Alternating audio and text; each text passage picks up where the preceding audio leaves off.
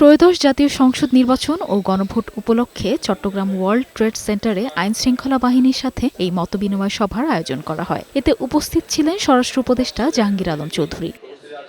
তিনি বলেন, নির্বাচন নিয়ে আইনশৃঙ্খলা বাহিনীর প্রস্তুতি ভালো। লেভেল প্লেইং ফিল্ডে সুষ্ঠু ও উৎসবমুখর পরিবেশে নির্বাচন হবে। 18 কোটি লোকের আইন শৃঙ্খলা রক্ষা করা কিন্তু একটা ডিফিকাল্ট কাজ। তাদের প্রিপারেশন বেশ ভালো এবং তাদের যে প্রিপারেশন, এই প্রিপারেশন মতো কাজ আগিয়ে গেলে আমাদের নির্বাচনটা হবে খুবই সুষ্ঠু, উৎসবমুখর এবং একেবারে ফেয়ার। এদিকে রাজধানীতে এক প্রশিক্ষণের সমাপনী অনুষ্ঠানে পররাষ্ট্র উপদেষ্টা তৌহিদ হোসেন বলেন, আসন্ন জাতীয় সংসদ নির্বাচনে 55% বেশি ভোট পড়বে। কোন নির্বাচনই সম্পূর্ণ শান্তিপূর্ণ হয় নাই।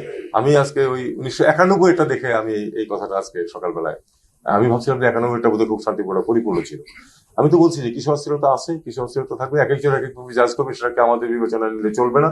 আমরা আমাদের মতো করে যেভাবে এগোচ্ছি নির্বাচনের দিকে যাব, নির্বাচন হবে। অন্যদিকে বরিশালে এক সভায় নির্বাচন কমিশনার আবুল ফজল মোহাম্মদ সানাউল্লাহ বলেন, নির্বাচন সংশ্লিষ্ট কোনো অনিয়ম করলে কঠোর ব্যবস্থা নেওয়া হবে। সবাইকে সমভাবে ট্রিট করতে হবে আইন প্রয়োগের ক্ষেত্রে। এই নির্দেশনার পরেও যদি কেউ